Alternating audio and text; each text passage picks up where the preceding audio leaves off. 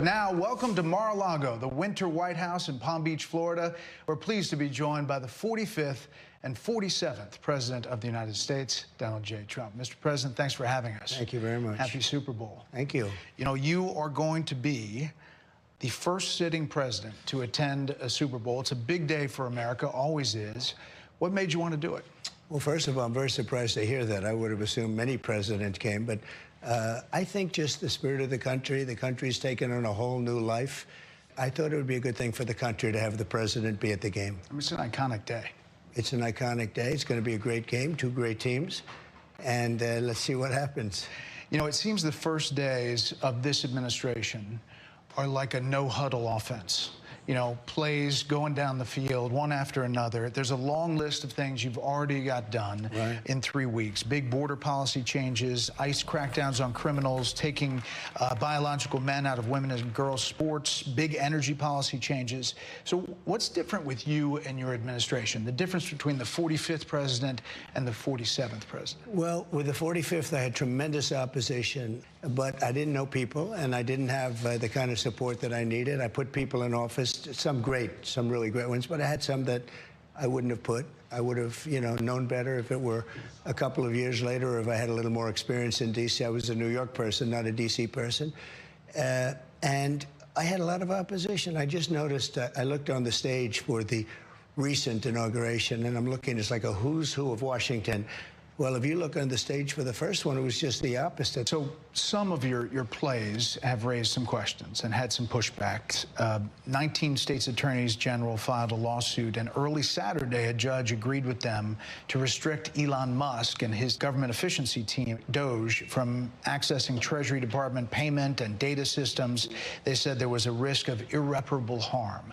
What do you make of that? And does that slow you down in what you want to do? No, I disagree with it 100%. I think it's crazy. And we have to solve the efficiency problem. We have to solve the fraud, waste, abuse, all the things that have gone in the government. You take a look at the USAID, the kind of fraud in there, and you found the money's going. Things. Well, we're talking about hundreds of millions of dollars of money that's going to places where it shouldn't be going, where if I read a list, you'd say, this is ridiculous, and you've read the same lists, and there are many that you haven't even seen. It's crazy. It's a big scam. Now, there's some good money, and we can do that through any one of a number. I think I'd rather give it to Marco Rubio over at the State Department. Let him take care of the few good ones. So I don't know if it's kickbacks or what's going on, but the people, look, I ran on this, and the people want me to find it.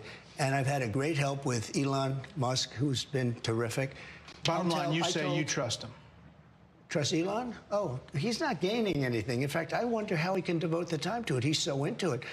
But I told him do that. Then I'm going to tell him very soon, like maybe in 24 hours, to go check the Department of Education. He's going to find the same thing. Then I'm going to go to the military. Let's check the military. We're going to find billions, hundreds of billions of dollars of fraud and abuse. But I campaigned on this, Bret. You announced tariffs on Canada and Mexico. You immediately got action from both of them on border security and drug interdiction. I did. A lot of action that nobody expected. Is that good enough? No, it's not good enough. So more needed in 30 days. Something has to happen. It's not sustainable, and I'm changing it. You know, the Prime Minister said this weekend to a group of Canadian businessmen, he was at a private meeting, he said that your wish for Canada to be the 51st state is a, quote, real thing. Is it a real thing? Yeah, it is.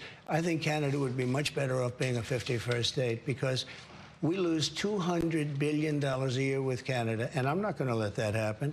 It's too much. Why are we paying $200 billion a year, essentially in subsidy to Canada? Now, if they're a 51st state, I don't mind doing it. You said the tariff is a beautiful word. There are some signs in the markets, consumer confidence, that they're a little jittery.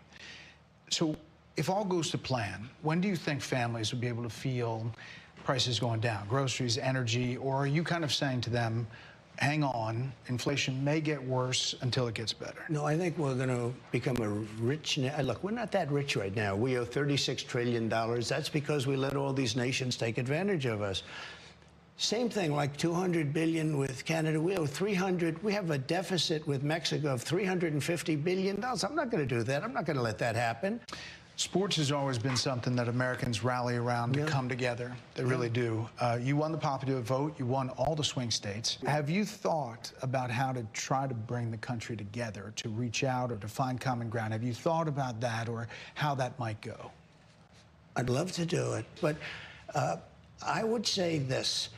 We have to come together, but to come together, there's only one thing that's going to do it, and that's massive success. Success will bring the country together, but it's hard. And I say it's hard. I just signed a bill allowing for women not to have to be punished by men in sports. In other words, men are not going to be allowed to play in sports against women. It's ridiculous. You're a sports guy. You're a football fan. Size up these two teams. I'm a big fan of both teams. They're sort of different. In Philadelphia, you have one of the greatest running backs, Saquon. You know, Saquon had an uncle who was a great fighter, and Iran Barkley, his name was. So you have a great running back. You really have a great quarterback. The other team, the quarterback really knows how to win. He is a great, great quarterback. So game prediction? I hate to do it. I just say that I've watched this great quarterback who has, by the way, a phenomenal wife, okay? She's a Trump fan. She's a MAGA fan, so I happen to love her, okay?